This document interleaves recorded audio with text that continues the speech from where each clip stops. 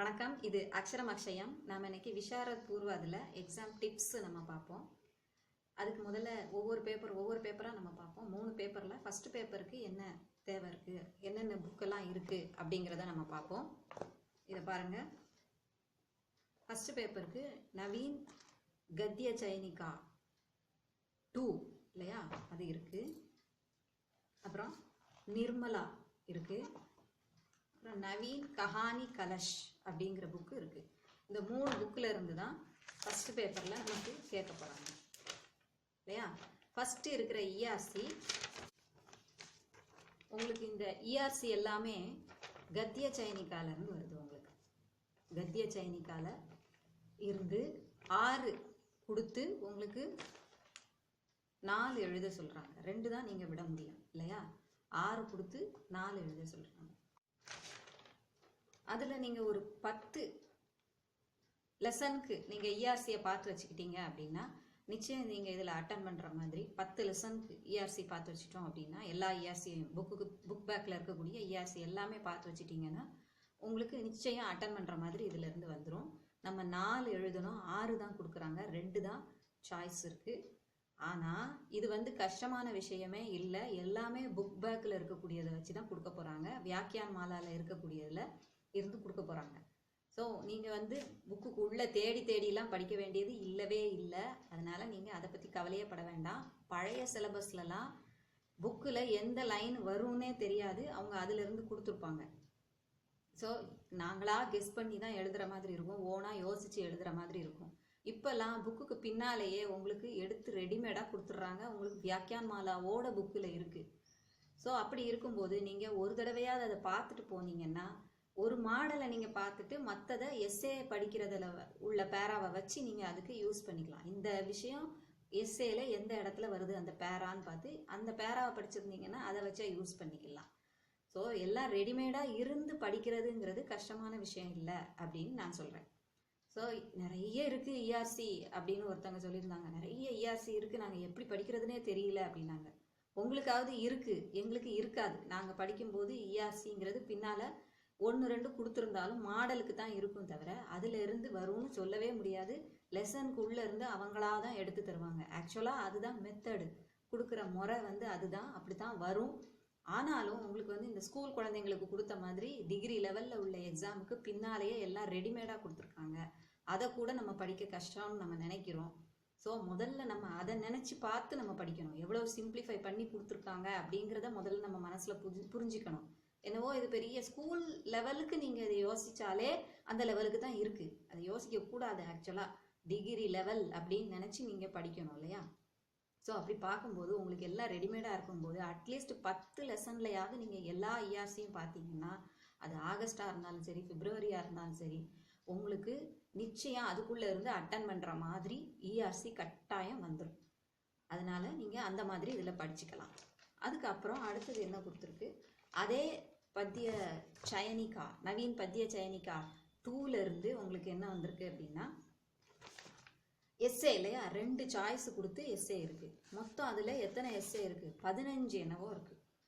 பெரும்பாலும் இது ப்ரீவியஸ் கொஷினில் வரக்கூடியது வந்துடுது.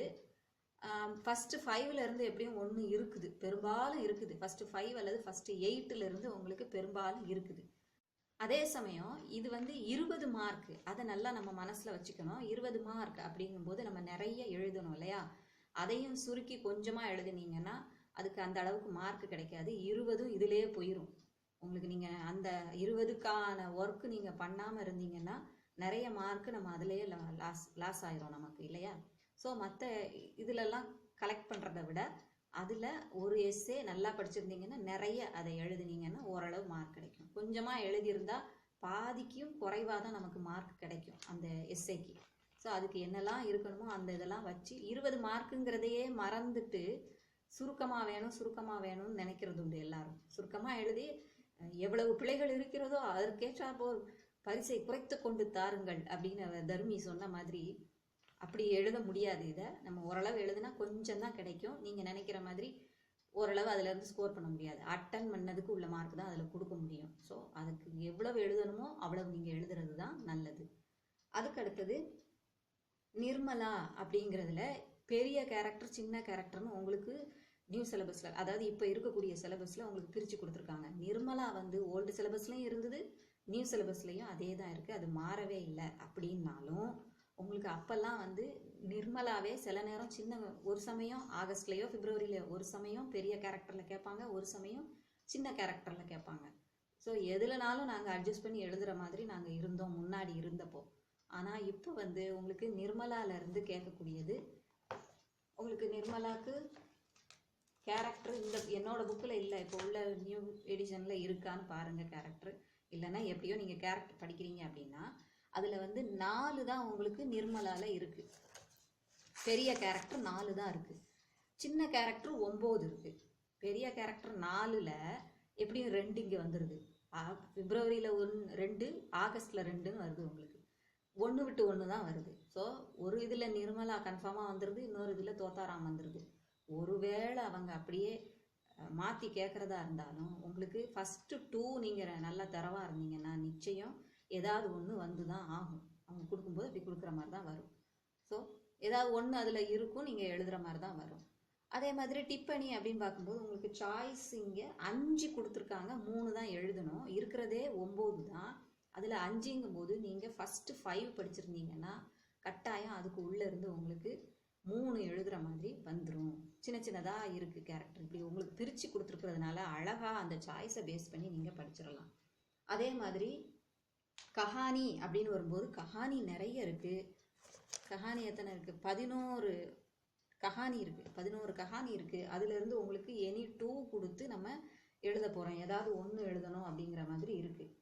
இதிலேருந்து கேரக்டர் தான் கேட்குறாங்க, அதில் கேரக்டர். அதே மாதிரி நவீன் பத்திய சயனிக்கால அவங்களுக்கு இஆர்சி வந்தது, இதில் இஆர்சி வராமல் கேரக்டர் தான் வருது. இதில் கஹானியில். ஸோ கஹானியில் நம்ம கேரக்டரும் அதே மாதிரி மொத்தமே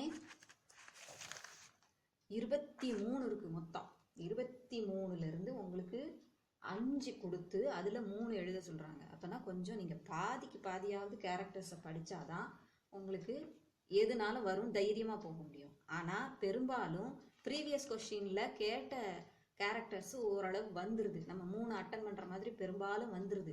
அதனால இந்த ஒரு 3 வருஷத்தோட ப்ரீவியஸ் கொஸ்டின் நம்ம இதில் இருக்குது, நம்ம சேனலில் இருக்குது, அதை கூட நீங்கள் பார்த்துக்கலாம். அதில் என்னெல்லாம் வந்திருக்கு அப்படிங்கிறத பார்த்து அது எல்லாத்தையுமே ஓரளவு நல்லா பார்த்துக்கிட்டிங்கன்னா அதுக்குள்ளேருந்து நிச்சயம் உங்களுக்கு வரும். ஸோ அந்த மாதிரி ஒரு பிரச்சனை இல்லாமல் இருக்குது. அதில் 23 கேரக்டர் இருந்தாலும் உங்களுக்கு ப்ரீவியஸ்லேருந்து வர்றதுக்கு வாய்ப்பு இருக்கிறதுனால உங்களுக்கு அதை பற்றி கொஞ்சம் கவலை இல்லாமல் இருந்துக்கலாம். எஸ்ஏயை பொறுத்த வரைக்கும் தான் உங்களுக்கு வந்து 11 இருக்குது அப்படிங்கும்போது அதில் நீங்கள் பாதிக்கு பாதி 5ஓ 6ஓ நீங்கள் படிச்சிருந்தா அதுலேருந்து 1 கட்டாயம் இருக்கும். இதுவும் பெரும்பாலும் ப்ரீவியஸ் கொஸ்டின்லேருந்து ஓரளவு வந்துடுது. அதனால் விசாரப்பூர்வத்தை பொறுத்த வரைக்கும் ஃபஸ்ட்டு பேப்பரில் அந்த அளவுக்கு பிரச்சனை இல்லை. நிர்மலாலாம் ரொம்ப கன்ஃபார்ம்டாக சொன்ன மாதிரி இருக்கிறதே 4, அதுலேருந்து எனி 2, இதில் 2 அதில் 2ன்னு கேட்கும்போது பெரும்பாலும் ஒரு இதில் நிர்மலா ஒரு இதில் தோத்தாராம் அப்படின்னு வருது. இது வந்து ஆகஸ்ட் கொஸ்டின் நிர்மலா இருக்குது, இந்த தடவை உள்ளதில் தோத்தாராம் இருக்கும். இப்போ என்ன நடக்குதுன்னா சில நேரம் சென்னையில் மாற்றி கேட்டுக்கிட்டு இருக்காங்க, இல்லாட்டி இங்கே மாற்றி கேட்குறாங்க. போன தடவை பிராத்மிக்கில் எக்ஸ்பெக்டடு வரலை, ஆகஸ்ட்டுக்குன்னு எக்ஸ்பெக்ட் பண்ணிகிட்டு இருந்தது. எங்கள் அந்த மெட்ராஸ் சிட்டியை தவிர உள்ளவங்களுக்கு வரல, மெட்ராஸ் சிட்டிக்கு எக்ஸ்பெக்ட் பண்ணது வந்துருச்சு பிராத்மிக்கில். அதே சமயம் ஹையர் எக்ஸாம்லாம் பார்க்கும்போது இங்கே எங்களுக்கு எக்ஸ்பெக்டட் வந்துருச்சு ஓரளவு, அங்கே வந்து எக்ஸ்பெக்டட்லேருந்து கொஞ்சம் தான் வந்துருந்தது போன தடவை. ஸோ இந்த தடவை எப்படின்னு தெரியலை. இதுக்கு தான் இந்த மாதிரியான ஃபார்முலா பாதி பாதியாக டிவைட் பண்ணி அதை பிரிச்சுக்கிட்டு அதில் ஓரளவு நீங்கள் 5ஓ 6ஓ படிச்சுக்கிட்டீங்கன்னா நிச்சயமாக கன்ஃபார்மாக அதிலேருந்து வரும் அப்படிங்கிற ஃபார்முலா வந்து எப்போவுமே நீங்கள் பயப்படாமல் இருக்கலாம். இது ப்ரீவியஸ் கொஸ்டினை வச்சு படிக்கும்போது சில நேரம் வராமல் காலவாரி விடுறதுக்கு உண்டு. ஏன்னா அவங்க திடீர்னு மாற்றுறாங்க இல்லையா. இப்போ ரீசெண்டாக அப்படி நடந்துட்டுருக்கு. ஏதாவது ஒரு கொஸ்டின் இந்த மாதிரி எதிர்பார்க்காததெல்லாம் கொடுத்துட்டாங்க, போன தடவை அப்படி நடந்து போச்சு. மெட்ராஸ் சிட்டியில் வேறு மாதிரி கேட்டுட்டாங்க. ஸோ இப்போ நாங்கள் பயப்பட வேண்டியிருக்கு, மெட்ராஸ் சிட்டிக்கு வந்து நமக்கு ஒரு வேளை வராமல் போயிருமோ அப்படின்னு ஒரு பயம் இருக்குது. ஸோ ஏற்கனவே நம்ம இஆர்சிலலாம் அழகாக ஸ்கோர் பண்ணலாம், எல்லாம் ரெடிமேடாக அவங்க கொடுத்துருக்காங்க. அப்படிங்கும்போது இஆர்சி எல்லாம் நீங்கள் அந்த வியாக்கியா கொடுக்க வேண்டியது இருக்குது, இல்லை சந்தர்ப்பு சகித்து வியாக்கியா, அந்த இதை நீங்கள் எல்லாம் ஒரு அட்லீஸ்ட் நான் சொன்ன மாதிரி ஒரு பாதிக்கு பாதி, மொத்தத்தில் எத்தனை லெசன் இருக்கோ அதில் பாதிக்கு பாதி நீங்கள் இஆர்சி அதில் உள்ள எல்லாத்தையுமே எந்த சந்தர்ப்பத்தில் சொல்லியிருக்காங்க நீங்கள் பார்த்துக்கிட்டீங்க அப்படின்னா நிச்சயமாக நீங்கள் அட்டன் பண்ண முடியும். இப்போ அடுத்தது செகண்ட் பேப்பரை பற்றி நம்ம பார்ப்போம். இப்போ செகண்ட் பேப்பர் அப்படின்னு பார்க்கும்போது நம்ம கிராமர்லாம் ஏறக்குறைய பிரவேசிக்காலேயே நம்ம நிறைய படிச்சிடுறோம். அந்த இது அப்போ விட்டதை இப்போ கூட நீங்கள் எக்ஸ்ட்ராவாக படிச்சுக்கலாம். ஸோ இங்கே கேட்குறது அங்கே வராமல் சில சமயம் ரெண்டுலேயும் சேமாக கொஷின் கேட்டுடுறாங்க, பிரவேசிக்காலையும் அதுலேயும் ஒரே சமயத்தில். ஸோ இதில் பேசிக்காக இருக்கக்கூடியது சஞ்ஞா, சர்வநாம், ஷப்து, அப்புறம் காரக், சமாஸ், இந்த மாதிரியான மெயின் கொஷின்ஸு. உபசர்கு, பிரத்யய, நே கா பிரயோக், ந நஹி, மத்து, இந்த மாதிரியான விஷயங்கள் எல்லாமே உங்களுக்கு வந்து பேசிக்காக உள்ளது. எல்லாத்துலேயும் நீங்கள் அது எல்லாமே படிச்சுக்கிட்டீங்கன்னா ஒரு 10 கொஸ்டின் என்னவோ வரும், அதை படிச்சுக்கிட்டீங்க அப்படின்னா நிச்சயம் நீங்கள் அட்டன் பண்ணுற மாதிரி இருக்கும். பது பரீட்சையை உங்களுக்கு ஒருவேளை நீங்கள் புரிஞ்சு படிச்சிருந்தீங்கன்னா அது நீங்களே எழுதிடலாம். அப்பவும் உங்களுக்கு எல்லாமே பது பரீட்சையை கூட உங்களுக்கு புக்கில் என்ன கொடுத்துருக்கோ அதிலிருந்து தான் வரப்போகுது. இதுக்கு மேலே யாரும் வந்து நமக்கு கையில் எடுத்து கொடுத்து நம்ம அதை கூட நம்ம உபயோகப்படுத்தலைன்னா நம்மளை மாதிரி ஏமாளி யாரும் இருக்க முடியாது. ஸோ அடுத்தது வந்து கிராமர், சின்ன சின்ன ஆப்ஜெக்டிவ் கிராமர் இருக்கு இல்லையா, இதுவும் புக்கிலேயே உங்களுக்கு கொடுத்துருக்கு. இதில் என்னென்ன புக்கெல்லாம் நம்மன்னு பார்க்கல பார்த்தீங்களா. இதில் வந்து நவீன் ஹிந்தி வியாக்கரன் அப்படிங்கிற புக்கு இருக்குது, வியாவஹாரிக் ஹிந்தி அப்படிங்கிற ஒரு புக்கு, ஹிந்தி நிபந்து சங்கலன், இது அடுத்து தேர்ட் பேப்பருக்கு இருக்கும். ஸோ நம்ம இதில் வந்து அதுக்கப்புறம் டிரான்ஸ்லேஷன், அனுவாத் அபியாஸ் 5, இதை மாதிரி ஒரு குட்டி புக்கு. அனுவாத் அபியாஸ் 5 இது 6, அனுவாத் அபியாஸ் 5 வந்து நமக்கு இதில் உண்டு. எல்லாமே இந்த புக்கில் என்ன இருக்கோ அதிலிருந்து தான் உங்களுக்கு கேட்க போகிறாங்க. இதை விட ஈஸியாக வேறு வழி இல்லை, அழகாக இதுக்குள்ளே இருந்து அழகாக படிச்சிடலாம். ஸோ நவீன் ஹிந்தி வியாக்கரன்லையே அந்த ஒன் வேர்டு டைப் கொஷின்ஸ் எல்லாமே அங்கே கொடுத்துருக்காங்க பின்னால்.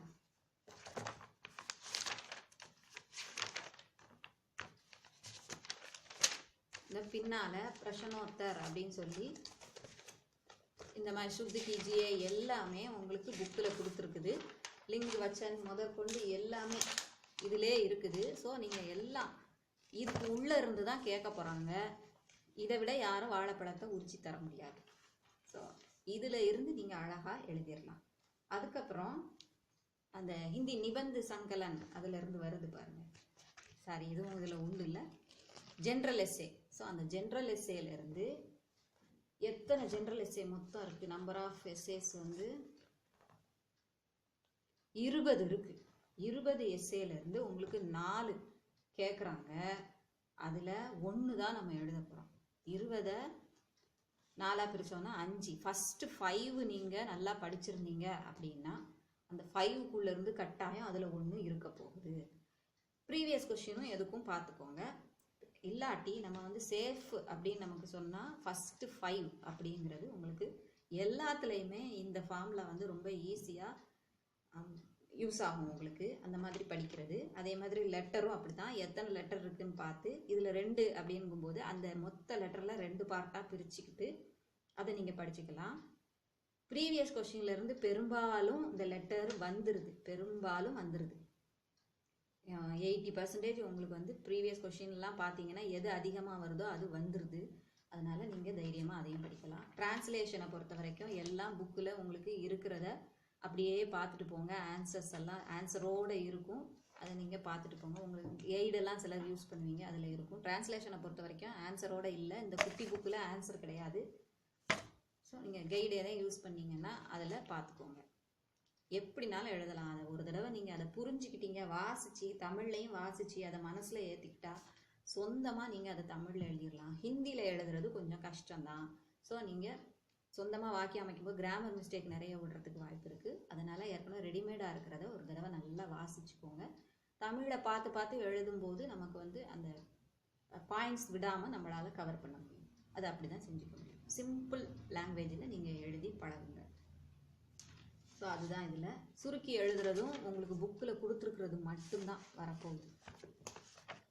உங்களுக்கு அந்த சுருக்கி எழுதுறது ப்ரீசிஸ் ரைட்டிங்கும் உங்களுக்கு புக்குக்கு பின்னால் இந்த புக்கில் இருக்குது. பின்னாலேயே ஒவ்வொரு லெசன்லேயும் இருந்து ஒவ்வொரு பேரா செலக்ட் பண்ணி அவங்க கொடுத்துட்டாங்க.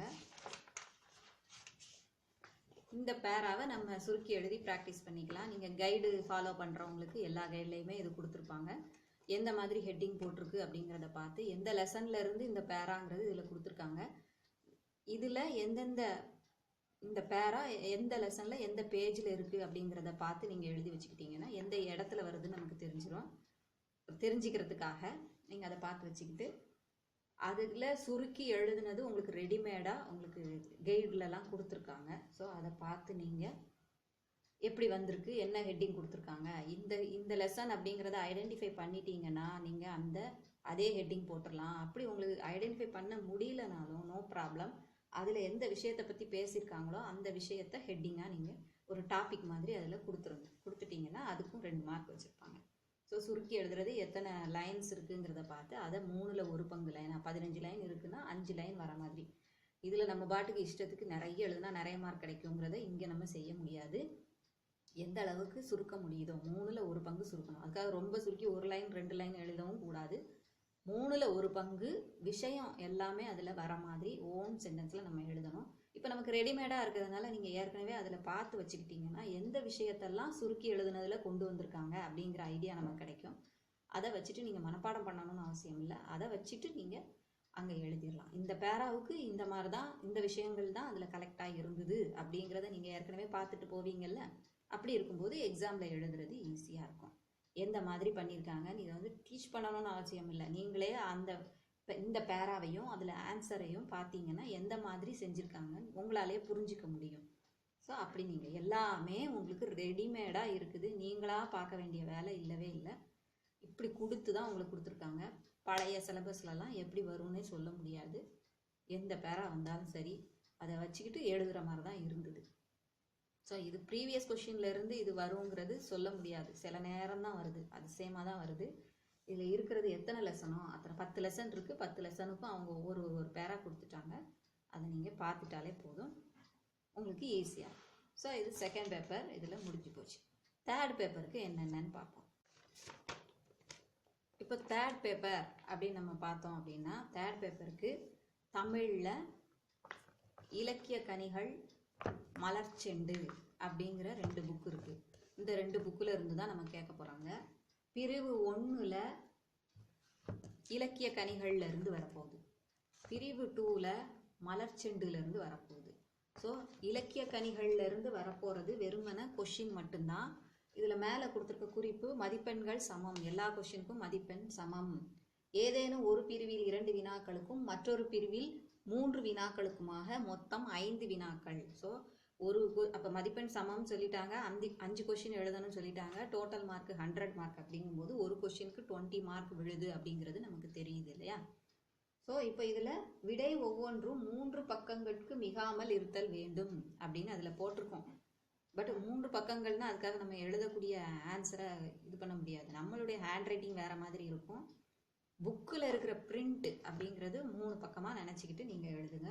சில இது குட்டி புக்காக இருக்கும், அது கணக்கு சொல்ல வேண்டாம். 3 பேஜ்னா ஓரளவு ஒரு பேஜில் ஒரு 20 லைன்ஸ் அப்படின்னு கணக்கு வச்சு பார்த்துக்கோங்க. அந்த மாதிரி பார்த்துக்கிட்டு மிகாமல்னு அதில் கொடுத்துருக்காங்க அப்படின்னா அதுக்காக விஷயத்தை நம்ம குறைக்க முடியாது. சில கொஷின் கூடுதல் இருக்க தான் செய்யும், 3-4 பக்கம் வரதான் செய்யும். அது ப்ராப்ளம் கிடையாது. விஷயம் எல்லாம் இருக்கிற விஷயத்த நம்ம எழுதணும், இல்லாத கதையை தான் நம்ம எழுதக்கூடாது. சில இது 3 பேஜுக்கு குறைவாக கூட வரும், அதுக்கு என்ன செய்ய முடியும், வேறு வழி கிடையாது. ஸோ இந்த புக்கில் உள்ள கண்டென்ட்டை சொல்ல வேண்டிய விஷயங்கள் எல்லாம் சொல்லியிருப்போமா அப்படிங்கிறத பார்க்கணும், அவ்வளோதான். இதை வச்சுட்டு நீங்கள் பெருசாக கன்ஃபியூஸ் பண்ணிக்க வேண்டாம். ஏன்னா தமிழில் சில கொஷின்ஸு கொஞ்சம் கம்மியாக தான் இருக்குது, சில கொஷின்ஸு கொஞ்சம் கூட இருக்குது. இந்த ஹெட்டிங் போட்டு நிறைய ஆழ்வார்களெல்லாம் பற்றி ஏதாவது வந்துச்சுன்னா அந்த மாதிரி இதெல்லாம் அப்படி இருக்கும். ஸோ இப்போ இதில் வந்து இலக்கிய இந்த மாதிரி ஒரு 4 கொடுத்துருக்காங்க. இப்போ என்ன இதில் சொல்லியிருக்காங்க, இந்த பிரிவு 1லேருந்து அல்லது 2லேருந்து, இந்த 2ல் ஏதாவது 1லேருந்து 3 செலக்ட் பண்ணணும். அது ஒரு இதில் 3 செலக்ட் பண்ணிட்டோம் அப்படின்னா இன்னொரு இதில் 2 தான் செலக்ட் பண்ண முடியும். ஒரு இதில் 4 எழுதிட்டு அங்கே போய் 2ன்னு எடுக்கக்கூடாது அப்படின்னு சொல்கிறாங்க. ஸோ 5 எழுதணும் அப்படிங்கும்போது 4 எழுதிட்டு அங்கே போய் 1 மட்டும் எழுத முடியாது. ஸோ இங்கே 3 இங்கே 2 அல்லது இங்கே 3 அங்கே 2 அப்படி தான் எடுக்கணும். நீங்கள் பாட்டு நான் இத்தனை அட்டன் பண்ணியிருக்கேன், 5 அட்டன் பண்ணியிருக்கேன், நமக்கு மார்க் வரலையே நினைக்கக்கூடாது. ஒழுங்காக செலக்ட் பண்ணணும். இதில் அதே மாதிரி இந்த இஆர்சி அப்படிங்கும்போது இப்போது இங்கே நீங்கள் 2 செலக்ட் பண்ணிட்டீங்க, இதில் 3 செலக்ட் பண்ண போகிறீங்க அப்படின்னு வச்சுக்கிட்டிங்கன்னா ஃபஸ்ட்டு இதில் இப்போது ஃபஸ்ட்டு செகண்டு தேர்டு அப்படி செலக்ட் பண்ணுறதா இருந்தால் ஃபஸ்ட்டில் அவங்க சொல்லியிருக்கிற சாய்ஸை பார்க்கணும். இதை செலக்ட் பண்ணிங்கன்னா அவங்க வந்து எதேன்னு 4 இருக்குன்னு சொல்லியிருக்காங்க. அந்த 4 எழுதுனாதான் அந்த கொஷின் முழுசாக எழுதுன மாதிரி. அதில் பாதி எழுதுனீங்கன்னா கொஞ்சம் தான் மார்க் கிடைக்கும். நீங்கள் ஒரு கொஷினை பாதி மட்டும் எழுதுன மாதிரி அர்த்தம். ஸோ இந்த சாய்ஸையும் அது ஃபுல்ஃபில் பண்ணணும். அந்த 5ங்கிற நம்பருக்கு மட்டும்தான் அந்த சாய்ஸ். நிறைய பேர் இதோட சேர்த்து குழப்பிக்கிறாங்க. இந்த இதில் கொடுத்துருக்குற அந்த சாய்ஸ் வந்து இங்கே உள்ள இஆர்சிக்கு மட்டும்தான். ஆனால் ஒரே ஒரு சீக்ரெட், நம்ம வந்து இஆர்சி அட்டன் பண்ணாமலே நம்மளால் பண்ண முடியும். இது நல்லா இந்த புக்கில் உள்ள எஸ்எஸ் நிறைய படிச்சிருந்தோம் அப்படின்னா இதில் 3 அட்டன் பண்ணிவிட்டு இதில் 2ங்கும் போது இந்த 3லேருந்தே ஒரு சாய்ஸ் வச்சுட்டு நீங்கள் எனி 2 எழுதிடலாம். இஆர்சி நல்லா படிச்சிருந்தீங்க, தமிழில் ரொம்ப ஆர்வம் இருக்குது உங்களுக்கு, உங்களால் நிறைய எழுத முடியும் அப்படிங்கிறவங்க, இஆர்சி எழுத விரும்புகிறவங்க, இஆர்சியை பொறுத்த வரைக்கும் நம்ம வந்து கட் அண்ட் ரைட்டாக கரெக்டாக எல்லா பாயிண்ட்டும் எழுதிட்டோம், 4 இதுவும் நல்லா எழுதிட்டோம்னா நல்ல ஃபுல் மார்க் கூட போடுற அளவுக்கு நம்ம எழுத முடியும் இல்லையா? ஸோ மேக்ஸிமம் மார்க் நமக்கு கிடைச்சிரும் அதில். அதனால நம்ம வந்து அந்த மாதிரியும் செஞ்சுக்கலாம். ஸோ இதில் வந்து வெறும் எஸ்ஏயாக அட்டன் பண்ணுற மாதிரி உங்களுக்கு ஒரு வாய்ப்பும் இதில் இருக்குது. ஸோ இதில் இங்கே 3 செலக்ட் பண்ணிட்டீங்கன்னா கவலையே படாமல் இதில் இந்த 3லேருந்து எனி 2 எழுதுகிற மாதிரி இருந்ததுன்னா அந்த மாதிரி அட்டன் பண்ணிடுங்க. இதை எடுத்துக்கிட்டு 1 2 தெரிஞ்சிருக்குங்கிறதுக்காக எடுத்தீங்கன்னா கொஞ்சம் தான் எழுத முடியும். இதில் எழுதிட்டு வேறு இதை கொண்டு பாதியும் எழுத முடியாது. இதுக்கு உள்ளே நுழைஞ்சிங்கன்னா 4 உங்களுக்கு கன்ஃபார்மாக தெரியும்னா மட்டும்தான் நீங்கள் இதை செலக்ட் பண்ணணும். அப்போ தான் உங்களுக்கு பிரயோஜனம். இல்லைன்னா நம்மளால் அந்த அளவுக்கு இதில் அவ்வளோதானே எழுத முடியும், வேறு என்னத்தை கதையை அடிக்க முடியும் இல்லையா? ஒரு இஆர்சிக்கு இவ்வளோ தான் மார்க்குன்னு வச்சுருப்பாங்க. அதுக்குள்ளே இருந்து தான் 20 மார்க் அப்படிங்கும்போது 5 மார்க் தான் நமக்கு ஒரு இதுக்கு கிடைக்கும். ஒரு இதுக்கு உங்களுக்காக கூட்டி போட முடியாது. 2 எழுதிருந்தீங்கன்னா 10 மார்க்குக்கு உள்ளே தான் அவங்க தர முடியும். ஸோ அதனால் முடிஞ்ச வரைக்கும் இந்த எஸ்ஏயை செலக்ட் பண்ணிட்டீங்கன்னா உங்களால் நிறைய மார்க் வாங்குறதுக்கு வழி இருக்குது. ஸோ இதுவுமே பெரும்பாலும் ப்ரீவியஸ் கொஷினில் உள்ளதுலேருந்து வந்துடுது. இப்போ எக்ஸ்பெக்டட்னு சொல்லி நான் இன்னொரு இதில் கொடுத்துருப்பேன் விஷாரத பூர்வாதுக்கு. அதில் இருக்கிற எல்லாமே நீங்கள் தமிழில் படிச்சிட்டீங்க அப்படின்னா அதுக்குள்ளே இருந்து கட்டாயம் அட்டன் பண்ணுற மாதிரி இருக்கும். அதனால் நீங்கள் விஷாரபூர்வத்தை பொறுத்த வரைக்கும் கவலைப்பட வேண்டாம். இஆர்சி எடுக்கும்போது கவனமாக எடுங்க. 1 2 தெரிஞ்சிட்டுன்னு ரொம்ப ஆர்வ கோளாறுலாம் எடுத்துட்டிங்கன்னா மிச்சம் எழுதுறதுக்கு வாய்ப்பு இல்லை, வேறு கொஷினை திரும்ப எழுத முடியாது. அதனால் பார்த்துக்கோங்க. இவ்வளவுதான் இந்த இதில் விஷாரத் பூர்வாதில். நல்லா படிங்க. இந்த மாதிரி முடிஞ்சவங்க இந்த மாதிரி படிங்க, இல்லைன்னா ப்ரீவியஸ் கொஷினில் என்னென்ன வந்ததோ அதை வச்சு படிங்க. முடிஞ்ச வரைக்கும் கான்ஃபிடென்ஸோடு போங்க. அதாவது முடிஞ்ச வரைக்கும் உங்கள் மேலே நீங்கள் நம்பிக்கை வச்சு எக்ஸாமை எழுதுங்க. எந்த ஒரு கோல்மால்தனமும் பண்ணாதீங்க, ஏமாத்து வேலையும் பண்ணாதீங்க. அது உங்களுக்கு தான் பிற்காலத்தில் ஒன்றும் தெரியாது. இப்போ நீங்கள் இதை எந்த அளவுக்கு நல்லா படிச்சுட்டு வாரீங்களோ அதை வச்சு தான் பின்னால் யாராவது பிரச்சாரம் காணிங்கன்னா நீங்கள் நல்ல பிரச்சாரக்காக வர முடியும். இங்கே நம்ம ஒழுங்காக படிக்கலைன்னா பின்னாலேயும் போய் நம்மளை இம்ப்ரூவ் பண்ணிக்கிட்டோம்னா ஓகே. பண்ண முடியலன்னா நீங்கள் அப்புறம் சொல்லி கொடுக்குறதுக்கு உங்களுக்கு முடியாது. இப்போ நீங்கள் எந்த அளவுக்கு நல்லா படிக்கிறீங்களோ அந்த அளவுக்கு நீங்கள் பின்னால் பிரச்சாரக்காக ஆகும்போது நல்லா சொல்லி கொடுக்க முடியும். All the best. இதெல்லாம் நல்லா எக்ஸாம் படித்து முடிங்க. இது டிகிரி லெவலுக்கு ஈக்குவல் அப்படிங்கும்போது உங்களுக்கு வந்து இந்த மாதிரி வாய்ப்பில் எந்த ஒரு எக்ஸாமும் நம்ம எழுத முடியாது. ஹிந்திக்கு இவ்வளோ அழகாக ஒரு டிகிரிக்கு ஈக்குவலாக கிடைக்கிற மாதிரி ஒரு இதை இஷ்டப்பட்ட நேரம் எழுதலாம், நீங்கள் எந்த வயசுலனாலும் எழுதலாம் அப்படிங்கிற ஒரு ஃப்ரீடம் வந்து வேறு எதுலேயும் கிடைக்காது. அதை நீங்கள் ஒழுங்காக உபயோகப்படுத்திக்கோங்க. ஒழுங்காக கிளாஸு போய் ஒழுங்காக படித்து ஒழுங்காக எழுதுனீங்கன்னா, அதை புரிஞ்சு படிக்கணும்னு நினச்சி படிச்சிங்கன்னா உங்களுக்கு நிச்சயம் சக்ஸஸ் தான். அது நீங்கள் மார்க்கை விட நீங்கள் எந்த அளவுக்கு அதை புரிஞ்சிக்கிட்டு எழுதுனீங்க அப்படிங்கிறது ரொம்ப முக்கியம். அதை வச்சு தான் உங்களுக்கு நாலேஜுங்கிறது கிடைக்கும். So all the best. நல்லா எக்ஸாம் எழுதுங்க, பயப்படாமல் போங்க, கான்ஃபிடென்ஸோடு போங்க. நன்றி, வணக்கம்.